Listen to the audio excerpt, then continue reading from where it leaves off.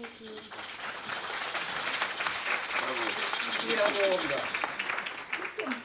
Much louder, a round of applause. Can we try? That is very pleasing.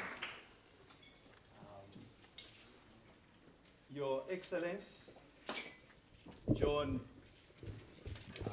Mahama, former President of the Republic of Ghana. Your Excellence, Dr. Nkosazana Dlamini Zuma, former Chairperson of the African Union Commission and current Minister of Cooperative Governance and Traditional Affairs. Your Excellence, Jacob Bobby Moroe, Acting High Commissioner of South Africa in the Federal Republic of Nigeria. Your Worship, Fozia Pierre, Acting Mayor of the eThekwini Municipality. Inkosi Patisizwe Chiliza, Chairperson of the KwaZulu-Natal Provincial House of Traditional Leaders. Professor John Tesha, Executive Secretary of the Forum for Former Heads of State of Government. Professor Nhlanhla Mkhize, Deputy Vice Chancellor, Humanities, University of the KwaZulu-Natal, South Africa. And Professor Deresh Ramjaganath, Vice Chancellor, Research, University of KwaZulu-Natal, South Africa. And Professor Rekaza Mukandala Mwalimu J.K. Nyerere, Professor of Pan-African Studies and former Vice Chancellor of the University of Dar es Salaam, Tanzania. Professor Kingo Mchombu, Vice Chancellor, International University of Management, Namibia, and Dr. Wari Serote, founder of the Mogale Wari Serote Foundation. Ladies and gentlemen, esteemed colleagues, welcome to the Pan-African Conference, Restoring, Reviving African Dignity for the Africa we want, through advancing the history of African ideas. This indeed is a premier gathering which seeks to empower Africans to impose themselves, to insert themselves in the global stage on the basis of their own knowledge agenda. And my role is to facilitate this. The program directors will explain to you the objectives for this conference. But the great idea is to dynamize the relationship between the youth and the elders so that the legacy and heritage of African achievements in the past will not be forgotten. They will be kept alive by the young generation.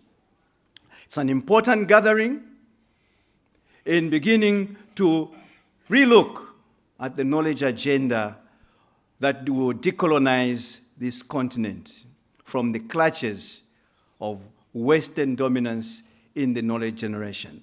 So I would like to really begin this program with welcoming to the stage Professor Nhlanhla Mkhize, who is from the University of KwaZulu-Natal, who has also been quite a supporter of the African agenda in his own work and in the role that the university plays in setting the knowledge agenda within this country. The role of indigenous knowledge in the university and the role that they play going further. So without further ado, I want to welcome Professor Mkhize Kabazera to the stage. Thank you.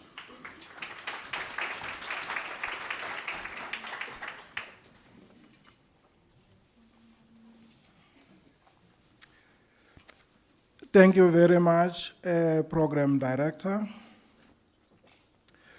Your Excellency, John Mahama, former President of the Republic of Ghana. Your Excellency, Dr. Nkosazana Dlamini Zuma, former Chairperson of the African Union Commission and current Minister of Cooperative Governance and Traditional Affairs, Republic of South Africa. Your Excellency, Jacob Bobby Moro, Acting High Commissioner of South Africa to the Federal Republic of Nigeria. Your Worship, Fauzia Pierre, Acting Mayor, eThekwini Municipality. Inkosi uphathisizwe Donatus Hastings Chiliza, Chairperson of the KwaZulu-Natal Provincial House of Traditional Leaders. Professor John Tesha, Executive Secretary of the Forum for Former Heads of State and Government. Professor Teresh Ramjagannath, Deputy Vice Chancellor, Research, University of KwaZulu-Natal.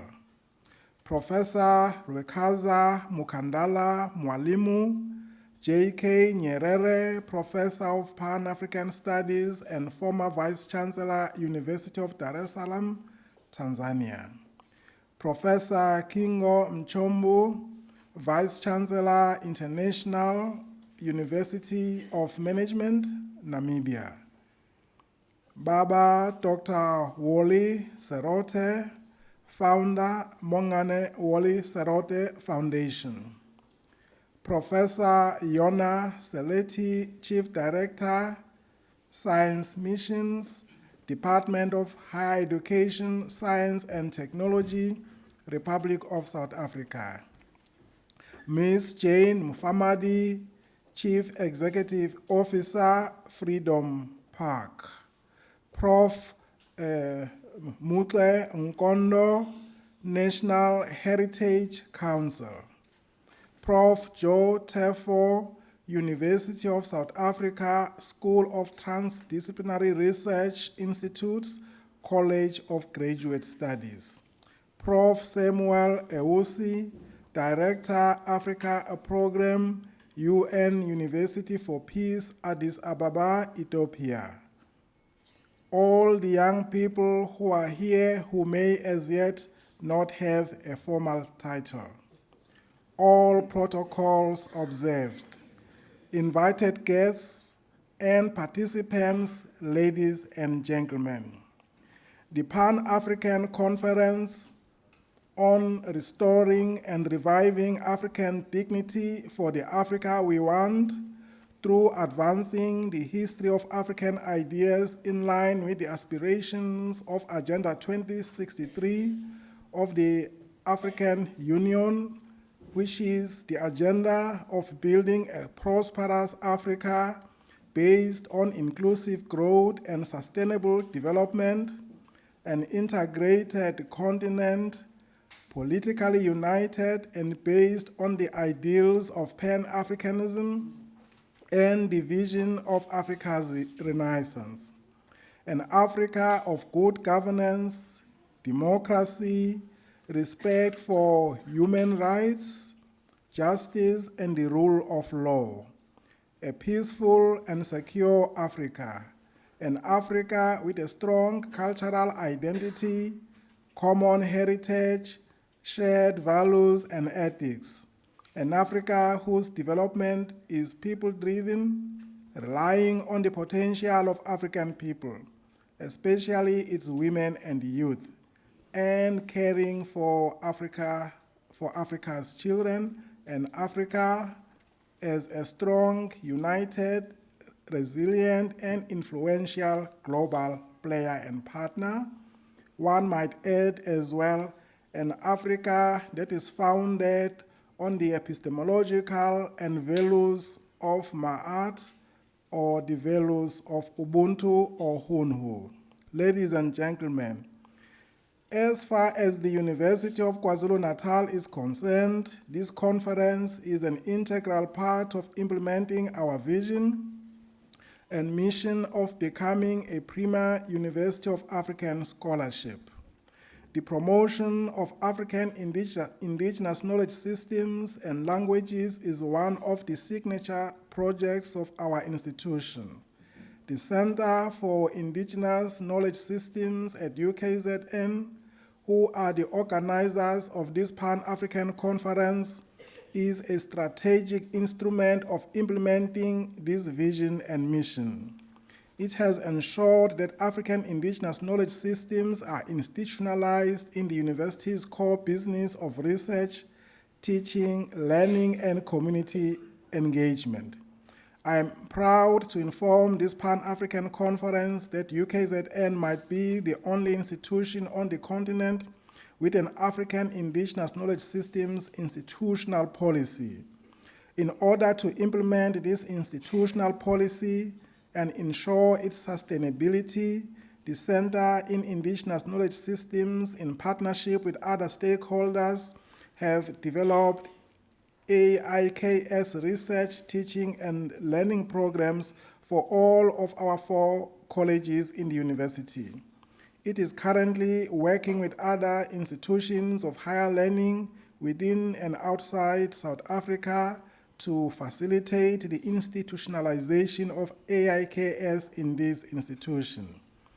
Manene na manenekazi, ladies and gentlemen, in the process of promoting the community and multi- and transdisciplinary nature of African indigenous knowledge systems, through the IKS Center, the university ensures the excellence in its core business is built on relevance.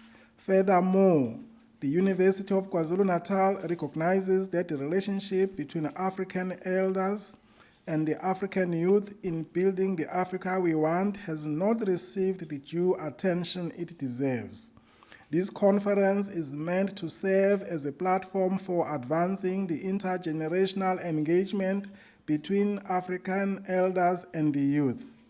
On behalf of our Vice Chancellor, Professor Nana Poku, and the community of the University of KwaZulu-Natal, I welcome you all to this Pan-African Conference, and I wish you a fruitful deliberations and an enjoyable stay in eThekwini, Durban. I hope that the deliberations emanating from the conference will provide more practical ideas and strategies in our endeavor to build the Africa we want. In conclusion, ladies and gentlemen, I hope that this conference will be able to take us back to the foundations, that this conference will be able to build on the civilizations of the Nile Valley, that this conference will be able to enable our young people to engage with the history of the African continent as told from the perspective of the people of Africa and the people of African descent themselves. Ladies and gentlemen, let us tell our own narrative. Thank you all.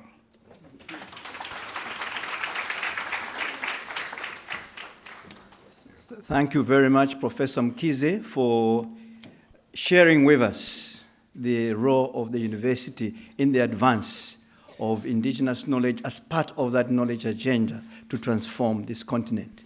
In introducing Professor Khaya, probably I need to start with the 1998 activities when Dr. Mongane Wali Serote, when he was chair of the portfolio committee, put IKS as an agenda for the redress of the historical imbalance of this country.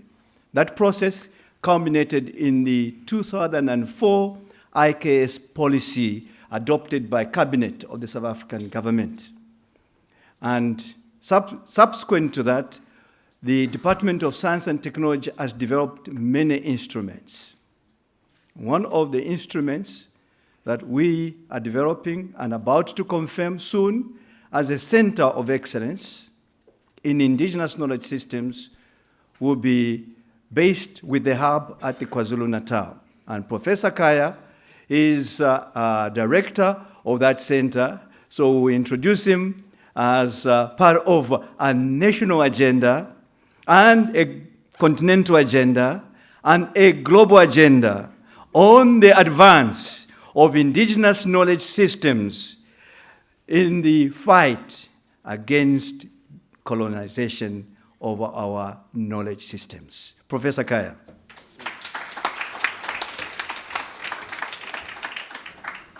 Thank you, Professor Seleti, for those accolades. Good morning, everybody. Your Excellency John Mahama, former President of the Republic of Ghana, Your Excellency Dr. Nkosazana Dlamini Zuma, she will join us later or the session tomorrow, former Chairperson of the African Union Commission and current Minister of Cooperative Governance and Traditional Affairs. Your Excellency Jacob Bobby Moroe, Acting High Commissioner of South Africa to the Federal Republic of Nigeria, Your Worship Fauzia Pear, Acting Mayor at the Queen Municipality, Nkosi Shiliza, Chairperson of the KwaZulu-Natal Provincial House of Traditional Leaders, Professor John Tesha, Executive Secretary of the Forum for Former Heads of State and Government, Professor Mkize, Deputy Vice Chancellor, Humanities, University of KwaZulu-Natal, Professor Teresh Mjuganath, the Deputy Vice Chancellor, Research, University of KwaZulu-Natal, Professor Rekaza Mukandara, Mwalimu Julius Kambarage Nyerere, Professor of Pan-African Studies and former Vice Chancellor, University of Dar es Salaam, Tanzania, Professor Kingom Chomvu, Vice Chancellor, International University of Management, Namibia, Dr. Wale Serote, founder of Mungane Wale Serote Foundation, Professor Seleti, Chief Director, Science Missions, Department of Higher Education, Science and Technology, Jenny Mufamadi, COE, Freedom Park, Professor Monchon Kondo, National Heritage Council, Professor Joe Tefo, University of South Africa, Professor Samuel Iwusi, Director, Africa Program, United Nations University for Peace, Addis Ababa, all protocols observed. Invited guests and participants, the putting together of this gathering is a joint effort of a number of stakeholders. Ourselves, the Center in Indigenous Knowledge and University of KwaZulu-Natal, the Africa Forum, the Forum for Former Heads of State and Government, the Africa Program, United Nations University of Peace in Addis Ababa. Professor Ewusi is here, he's presenting the institution there. We have also Mandela Institute of Development Studies under Madame Gracia Machel. We have been working together, especially in driving the issue of Africanness and African dignity. We also worked with the other institutions, the National Heritage in South Africa. So it's a partnership of a number of individuals and institutions across the continent. But the whole Africa issue is how do we restore and revive the African dignity for the Africa we want through the history of African ideas. I remember for a long time, Professor Nkondo has been advocating the fact that while we read the history of European political and social thought, but we've never cared to look at the history of our own ideas and how we can harness this rich intellectual heritage, including the resources. Africa is supposed to have more than 60% of the arable land.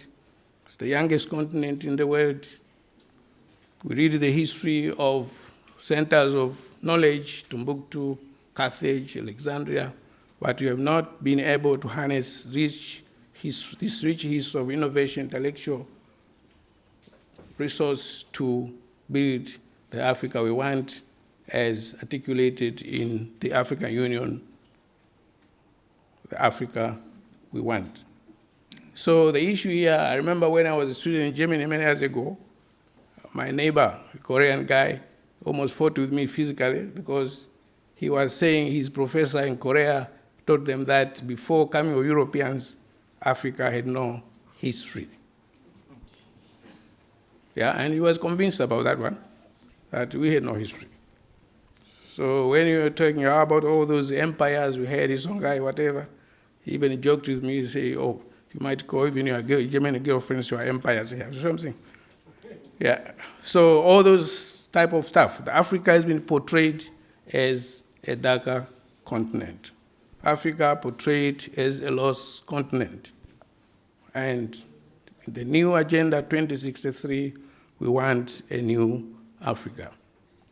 But one important aspect, last week I was at the Vice Business School in Joburg, together with the Gracia Machel and a certain Tanzanian who were together student in Germany, Ali Mufuruki. He's one of the most prominent, he's an engineer by training.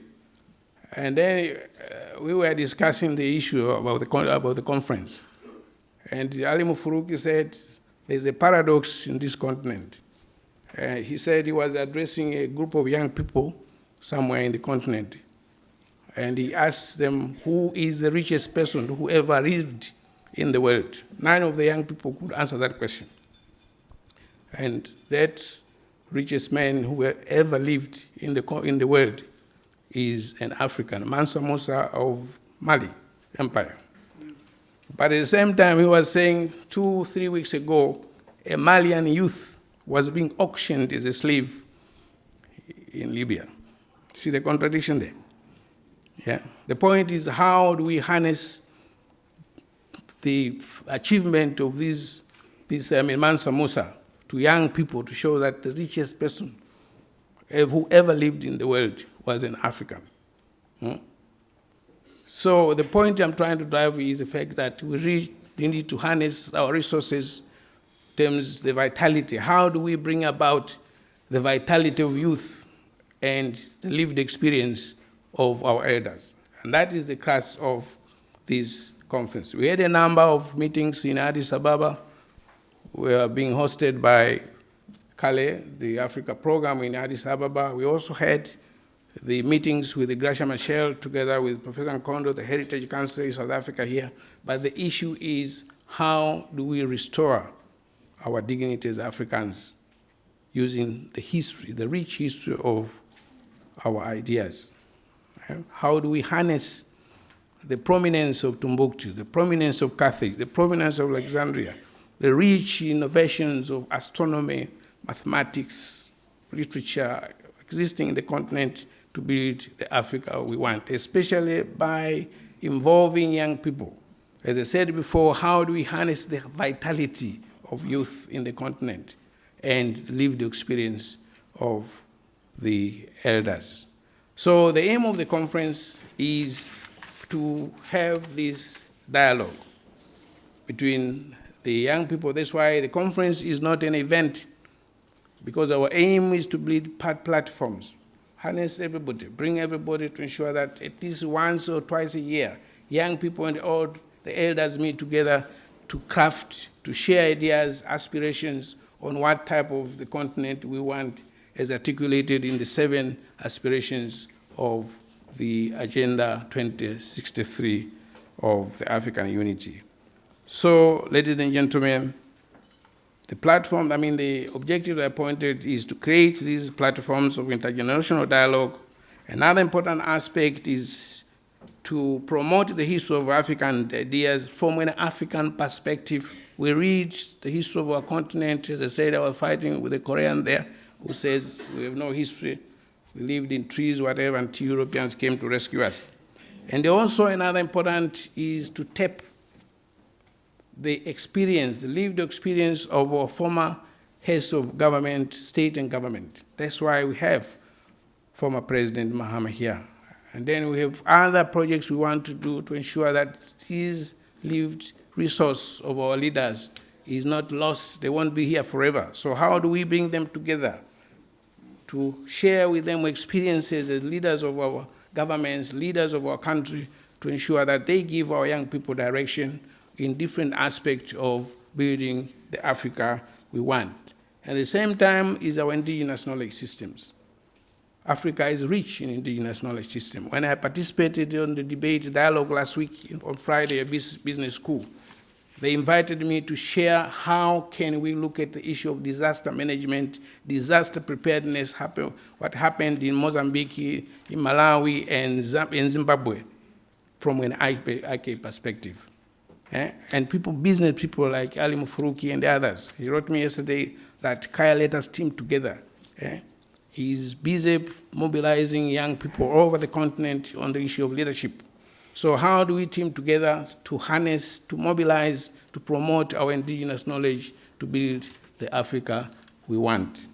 So the conference will be organized as follows. Day one, we are going to have a roundtable of intergenerational dialogue on African Agenda 2063. And then we are going to have a session also based on dialogue between the youth. That's why we've got a lot of young people here, to give them opportunity to interact with the elders on the decolonization of African educational systems through historical and contemporary African political and social thought. And also another important aspect is harnessing the contribution of the history of African science and technology and entrepreneurship in the global knowledge economy. How can Africa contribute using its intellectual heritage in the global economy based on our own terms and not those dictated by others? It's well articulated in the national IKS policy in South Africa.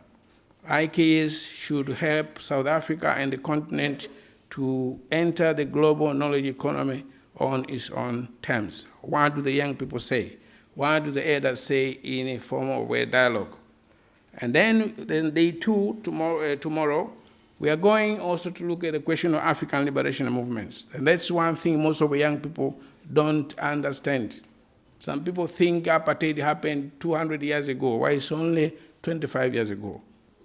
Yeah, most people don't know. When I was teaching at Northwest University, I would go in a sociology class, he says, oh, that happened to our parents, as if it happened, I don't know how many years ago. Yeah? I remember when we were working on the recognition of prior learning, we used to meet at Orient Hotel in Rustenburg. Every Saturday, you find there the Jewish people bringing their kids with those, whatever they call them. Yeah? Teaching them about the history of what? Holocaust. How much do we do that to teach our people about our liberation movements, the contribution of liberation movement? And some people have even distorting the history. People sacrificed, died for the liberation of our continent. But we don't take that as in a positive way. So one of the sessions, and that's why people, icons like Wally Soroti are here, Van Heiden are here to share with us on the lessons we can learn positively from the liberation movements to build the Africa we want. And another aspect will be the question of literature. Most of young people, perhaps South Africa in particular, if you ask them who is Ben Okri or who is Chinua Achebe, they have no idea at all.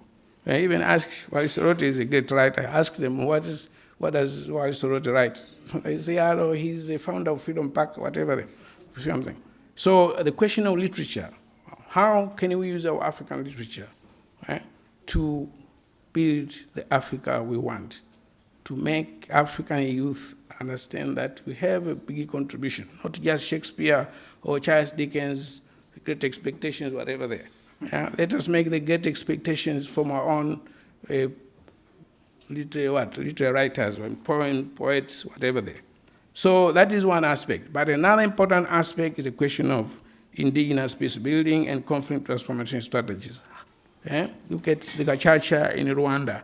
There are so many indigenous strategies, philosophies of the continent which we can use to build peace and also transform conflicts in our own continent.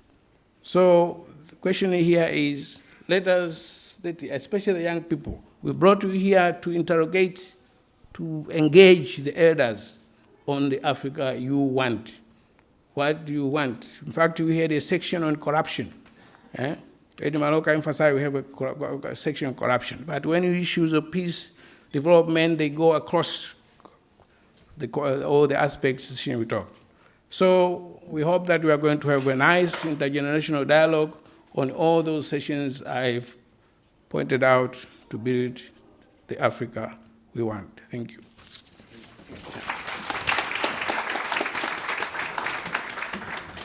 Thank you, Professor Kaya. I was beginning to worry that probably you are going to be so passionate and occupy us, but thank you for the brief outline around the program. Just maybe before we proceed, we've been introducing one of our national treasures wrongly. Actually, Professor Wari Serote is not, wants to be recognized here as the chairperson of the Concerned African Forum based at the Thabo Mbeki Foundation at UNISA, just as a correction to your notes. Let's proceed. I am very grateful that our worship the mayor came to welcome His Excellence, but she was called to attend to a very urgent matter. She's coming back to give a support message. So she hasn't gone for good. She's coming back. But meanwhile, we have to proceed with the program. And I have the pleasure of welcoming to the stage Professor John Tesha, who is the Executive Secretary of the Forum of the former heads of states of government. He has partnered with us in many projects in the past, and we have even met here maybe 2 years ago in advancing the role of former heads of state as champions of the Africa we want. And so I want to welcome to the podium and give him the responsibility of introducing His Excellency John Mahama, the former president of Ghana. And while he's coming here, one of the most exciting moments in one's life was the independence of the first African state to be independent, Ghana. So it is quite an important occasion that when we're looking at the restoring and reviving this occasion, we have been honored with the presidency from Ghana. And I think to me, this is quite historical. I have been a scholar of African liberation, and one of the most exciting days of African history was the independence of Ghana. On that night, midnight, and I think that we need to be revisiting those excitement so we can revive our continent with that kind of spirit and hope and optimism and determination as demonstrated on that occasion. Professor John Tesha.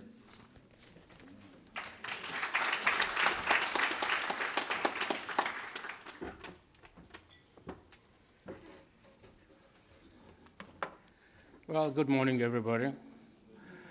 It's fascinating when professors become politicians and they talk for hours and they explain all kinds of things. But my work is very, very simple. It's to introduce the key not speaker, who should have talked before all these professors took over and became politicians. Now, what is happening on the continent, and I think this is important as I introduce President, His Excellency John Mahama, is that this continent is changing. It's changing a lot. Most of you will remember that we had a period where this continent was run by Sergeant So, Corporal So, and so and so on. It was a military period. Coups were common until they were stopped. And it is these people, John Mahama and his colleagues, who really stopped and adopted the declaration to stop that. And so the landscape has changed, and with the changing landscape, and that's why I want to introduce President Mahama, the landscape has changed. You would not believe that today, well, before I say that, and I don't want to be like my colleague, the professors here, we had presidents for life. We still have a few, one or two. But we had presidents for life. They didn't want to go. They ruled until Allah called them, and that was the end. Now, it's not the case. You serve your terms, and normally 2 terms, and you leave. So the political landscape has changed completely. And would you believe that today, as I introduce His Excellency John Mahama, we have over 40 former presidents who have left office democratically.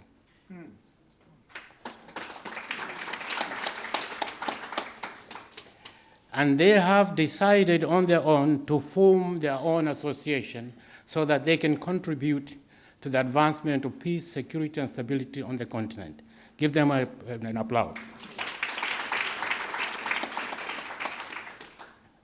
Mr. President, you will excuse me, but you don't just become a member.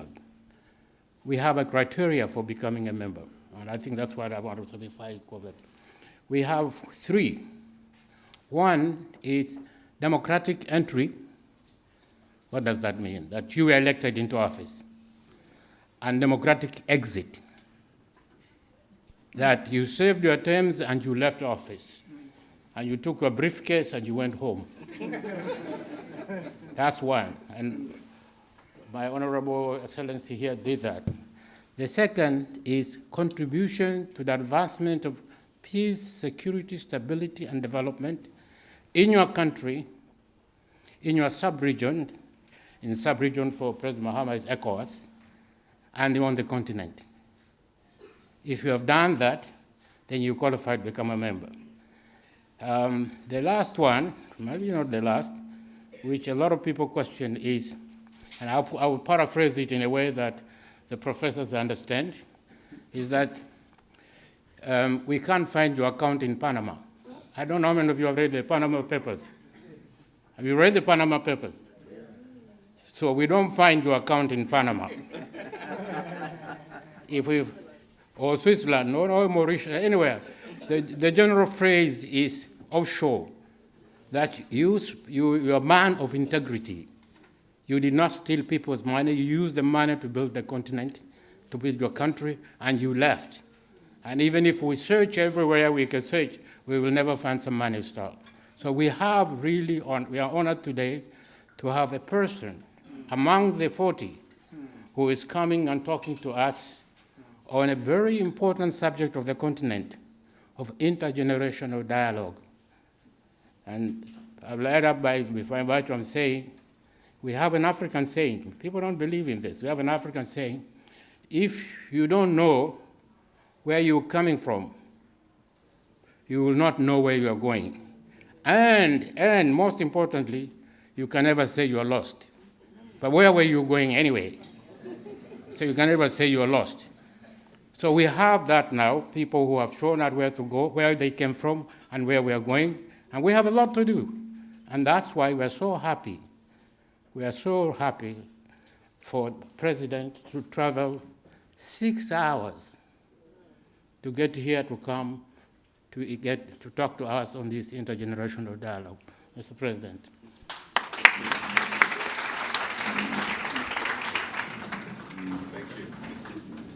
Thank you. Thank you.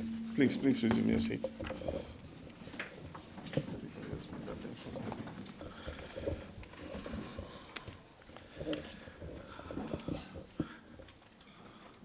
Thank you very much, Professor Tesha, for your very kind introduction. Nigeria has bequeathed to the world a very convenient means of avoiding stumbling through titles and names of people by saying you proceed on protocol already established by previous speakers. And so, distinguished guests, all of you, and sometimes they say all protocols observed. I want to thank you very much for this kind invitation to be here with you to discuss the topic of restoring and reviving African dignity for the Africa we want through advancing the history of African ideals. To mark 50 years of the formation of our continental body, the African Union, the Commission adopted the strategic plan popularly called Agenda 2063. This plan was to guide Africa's development into a global powerhouse over the next 50 years, 5 decades. The Africa we want is therefore a call to action as a collective vision and roadmap for Africa, with a commitment to speed up actions in a number of areas, including, among others, 1, the eradication of poverty in a generation, to catalyze education and skills revolution, and actively promote science and technology, research and innovation, to build knowledge, human resource capabilities, and skills for the African century. The third one is to transform, grow, and industrialize our economies through beneficiation and value addition of natural resources. And the fourth one is to consolidate the modernization of African agriculture and agribusiness. And the fifth is to address climate change and preserve the African environment. And the sixth is to connect Africa through world-class infrastructure. And finally, to support young people as drivers of the African Renaissance. I'm required in my discourse today to provoke reflection and discussion on Africa's current circumstances and also the potential of what Africa can become if we answer the call to collective action. I must seek to provoke a groundswell of activity geared towards the success for this ambitious continental agenda. The topic I'm speaking on recognizes the bonding material that must perforce form the enabling catalyst that should direct our steps towards realizing the 6 major areas that eventually should propel us out of our current continental state of affairs. We must also acknowledge our fractured past as Africans and the need for restoration. We must admit that our dignity has been compromised as Africans, and we must reclaim our self-confidence as a people. This is crucial because the Africa we want must necessarily be anchored on a people who have the assurance of full control of their circumstances and their future. The fact needs to be restated that our history did not begin with colonization. It did not even begin with the history of the infamous slave trade, which lasted for over 400 years. Africa's history has a glorious start as the cradle of mankind. Africa has a history that we all can be proud of, based on resisting oppression, of learning centers to which others came to acquire knowledge, of art in all its complexities, the pyramids of Egypt, the steles of Ethiopia, the kente cloth of Ghana, the astrology of the Dogon people of Mali, the painting in the caves of Great Zimbabwe, the writings of Somalia, the terracotta, iron, bronze, gold, silver, intricate artworks found all over Africa are the story of a once flourishing civilization. These all remind us what our forebears were able to accomplish with the rudimentary tools available to them. It also inspires us as to what we can achieve with all the technology and knowledge available to our current generation.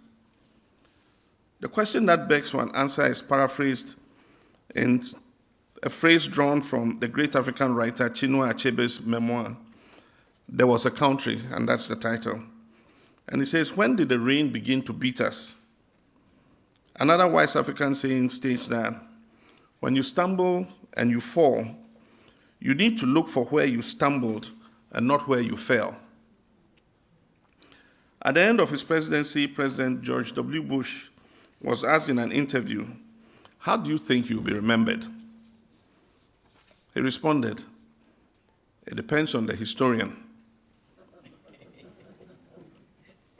For centuries in the global knowledge production, it is the Western conceived narrative of Africa that has held sway.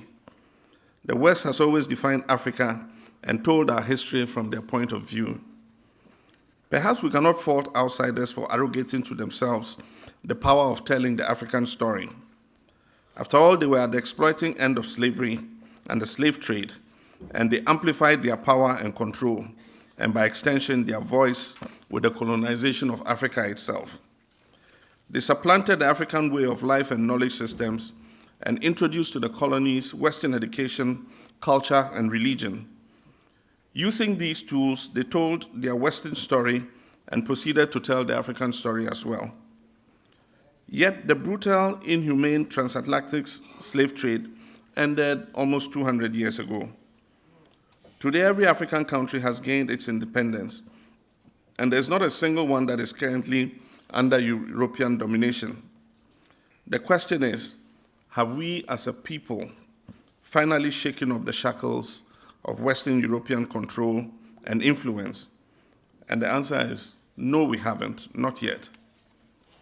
The full force of the African tragedy strikes home when I remember in my early schooling how we had to imbibe the Eurocentric claim that the Niger River, for instance, was discovered by Mungo Park. How on earth is this possible? When this river had for hundreds of years been an integral part of the livelihoods of Africans long before the European exploration in Africa began. Or even that David Livingstone discovered the Victoria Falls, which is known as Mosi or Atunya by the local people. We must be our own historians and must boldly challenge the misconception that knowledge emanates solely from the West, a misconception that feeds the fallacy of a so-called black inferiority and a so-called white superiority.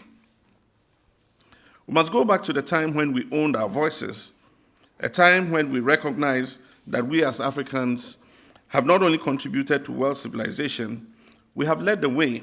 We have blazed the trail for the rest of the world to model their own paths in the area of writing, in science and technology, in education, in agriculture, in governance, in medicine, and in the arts and culture, amongst others. The trade in enslaved Africans left a huge scar on the minds of Africans. It left a continent depleted of its young and virile population. It broke up families. Fear became such a permanent part of daily life as to begin a process of lack of confidence, absence of trust, exhaustion of human dignity from which we are yet to recover. No sooner had this unrelenting terror abated than our continent was divided and were huddled into colonies, all without our collective consent. In all of this, our languages, cultural practices, marriage, raising children, respect for the environment, respect for life, religion, ways of understanding the world were all called into question and were replaced by norms and beliefs we are yet to fully comprehend. We can look at our recent past and procure some answers towards the restoration of our dignity. We need to consider our present predicament of loss of confidence, of independence to make our own decisions, and even to make our own mistakes and learn from them. We must soberly examine how we got to this place, where some of us look for praise and approval outside of ourselves, and sometimes by those very same people and systems that are arguably complicit in our current difficult circumstances. This is the confirmation of a lack of self-belief. The foundation of every civilization must be anchored on its values and beliefs. Modernization does not mean a jettisoning of one's traditions and values. Many countries have managed the process of modernization very well. Japan is one example. Japan remains at the cutting edge of technology and a world leader in science and innovation.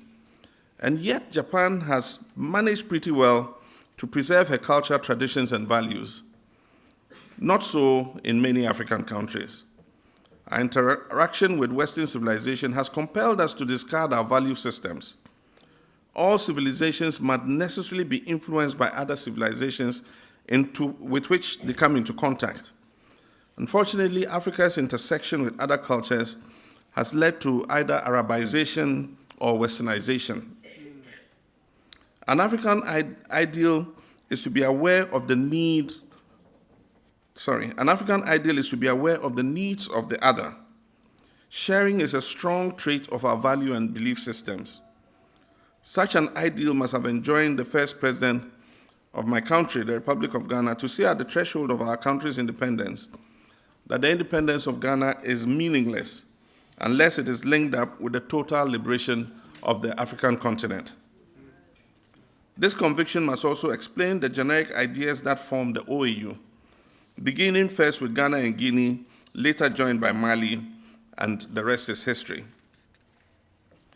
But this is a lesson in a recall of an African ideal. This concern for others is echoed in many of our proverbs, our sayings, our folk tales, all giving literary meaning of the history of a people who prioritize the group over the individual. Long before the Ten Commandments arrived on the shores of Africa, with the admonition to love our neighbors as ourselves, Africans had the shared value of each being his brother's keeper. A core value as a people is to prioritize the quality of human life by engaging all our people, men, women, and youth, making sure are all engaged economically and socially towards the ends of community advancement. The roles might have been divided along gender lines, yet each was of value. The farmer, the trader, the medicine man or woman, the smith, blacksmith, goldsmith, teaching, security, the fisherman, the artist, the religious priest, and many other such professions. The exciting point here is that you could find women in many of these professions. Hardly were women barred from healing, teaching, fishing, growing, harvesting, processing, trading, etc. A value was to recognize the strength of all, and this value is pursued to the extent that there existed various ways in which our youth were inducted into the life flow of the community. Social acculturation of our young people prepared them to cope with the responsibility of being productive members of African society. The derailment of these fundamental values have left all of us, youth and older persons, floundering and grasping at straws in terms of values. The Africa we want must take stock of what our values are as Africans are and how they ought to be. A human-centered value to prioritize family, human dignity, independence of thought, respect for differences, and the value of being self-reliant. Happily, progress is being made. The establishment of the AU to replace the OAU and the protocols of democracy, good governance, and elections is allowing our people greater participation in our democratic systems of governance. And this is what Professor Tesha was referring to. This protocol was passed in 2014, thereabouts, and since then, the majority of African countries have increased the participation of people in how they're governed. The eventual passage of the protocol on visa-free travel will allow African labor and creativity to flow freely on the continent and thereby enable us to realize the full potential of our human resources. It is a shame that Africans cannot travel from one nation to the other without asking for a visa. I attended the AU conference where the protocol on visa-free travel was discussed, and at the last minute when we were about to pass it, some countries balked and asked us to postpone it. I went back home and I said, well, I don't need to wait till the protocol is passed. At least Ghana can start. And so in June 2016, I passed a visa on arrival protocol in Ghana for all Africans arriving with African passports. And the sky did not fall. It has not led to a flooding of my country with people from outside. It just makes it easier for business people and others who want to come in and do a transaction to come in and be able to achieve it with less hassle than before. Like I said, happily, progress is being made. The passage of the African Continental Free Trade Area protocol is also helpful. only 11% of our trade is estimated to be amongst African countries. The rest of our trade is directed outside the continent. And so if we implement this protocol that allows us to open the borders, remove the tariffs, and be able to move goods across our borders freely, it will improve contact. And the best way of integration is when you start to do business amongst yourselves. So who will bail this cat? It is a collective responsibility, beginning with those who make the decisions, like we were in the past, and Professor Tesha and the African Forum has made us still relevant even after we leave office. The African Forum makes presidents realize that there's life after leaving office and that you don't have to become a debilitated grandfather sitting at home on some farm somewhere. Perhaps we all need to admit our shortcomings as a starting point. And second, we must be ready to learn. We must take a hard look at our history and to realize that the values of sharing, creating, producing, of being truly independent, of pride and belief in ourselves can all be harnessed to affect our current circumstances and leave a better future for posterity. In this endeavor, all agencies must come on board, and this effort to restore our continent to ourselves must involve all our people, leaving no one behind. Ladies and gentlemen, I thank you very much for your attention.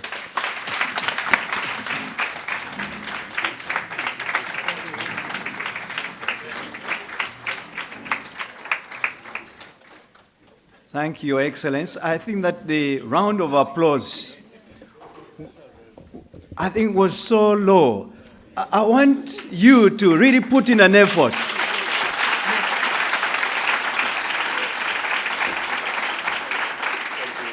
Thank you very much. And the leadership in sharing that vision, an inspiring vision, calls upon you to be an agent. And collectively, we can do it. We have a formal protocol here where Professor Kaya is being invited just to thank, or Professor Mkize is being invited just to give thanks for.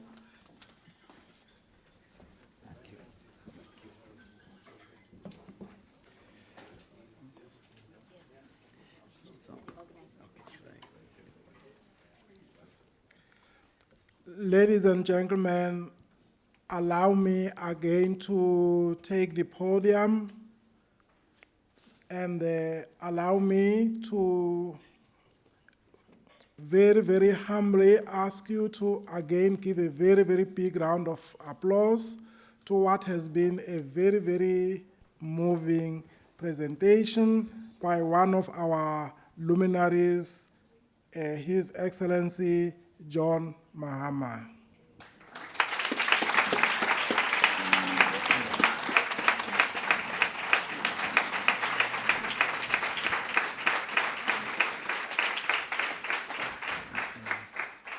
Now, on behalf of the University of KwaZulu-Natal, as well as the IKS Center of Excellence, and all the sponsors and organizers, we would like to give His Excellency our very, very small token of appreciation.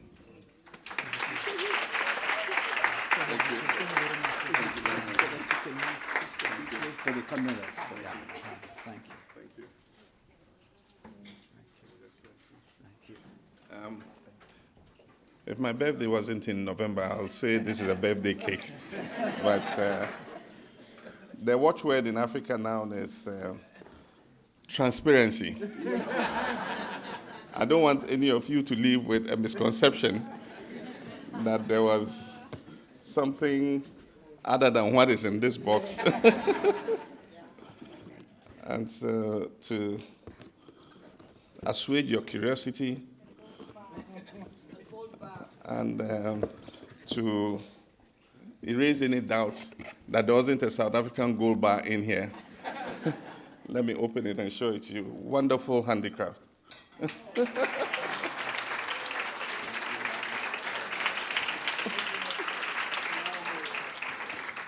Thank you very much. I'm most grateful. I really appreciate that.